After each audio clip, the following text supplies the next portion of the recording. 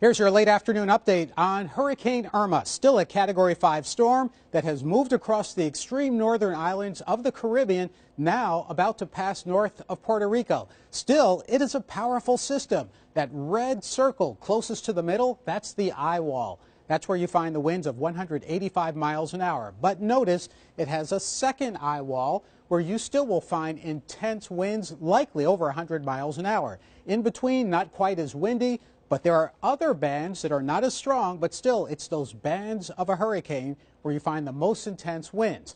Earlier today, the National Hurricane Center reported some of the strongest winds recorded, near 90 miles an hour, gusting to over 110. But keep in mind, we don't know exactly what's going on the ground in those islands, but we do know that system is extremely dangerous. It's moving west-northwestward at 16 miles an hour, still a Category 5.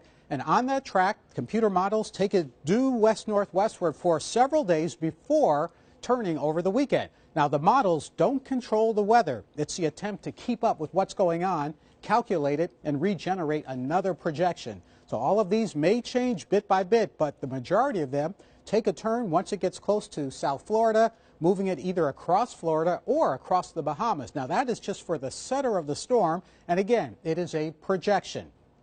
Add in the wind speed, and wind speed is harder to predict than the actual storm direction, but still a likely Category 5 for several days, slowing down as it approaches Florida, making that turn simply because the steering winds over the weekend will be shifting. There'll be a drier northwest wind picking up across most of the southeast, and that's why you see all of this turning toward the right.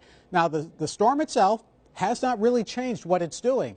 What has changed is our day-to-day assessment and projection. So whatever this says doesn't control the storm. But note the winds as it approaches South Florida still could be 150 miles an hour. If it takes a track right along the Florida Peninsula, it would weaken somewhat, but it wouldn't totally go away, simply because it's a very powerful storm. And then beyond the weekend, Georgia, South Carolina, in that forecast cone for the center.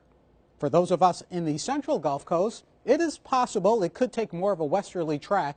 At the rate that this is projected, we would still have a dry north wind, at least in the Mobile, WKRG area. But just keep in mind, this can change. It will change a bit. Wherever you are, if you're in that cone, you've got to have a plan right now. If you're outside the cone, have your usual hurricane season plan. Hurricane Jose, well, that's another one. That was the 5th hurricane of the season, and I say was because there's now a number 6. But look at the winds on this system, projected to go to over 100 miles an hour as it brushes the Caribbean, perhaps the same islands that were hit by Irma last night and this morning, and then move into the central Atlantic where it may meander for several days. Now there's the 6th hurricane of the season. It's Katia. It's in the southwestern Gulf of Mexico. It's been drifting a little bit toward the east and southeast. It's not moving very much, but the forecast track for Katia will take it back to the south and then southwest as a hurricane, moving it to Mexico.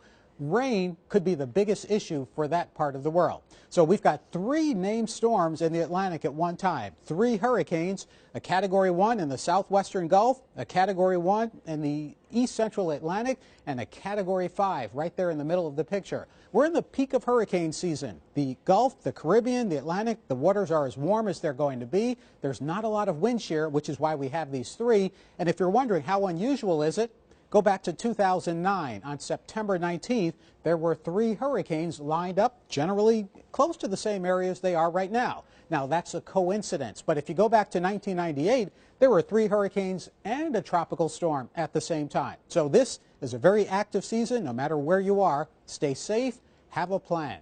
I'm Chief Meteorologist Alan Seals.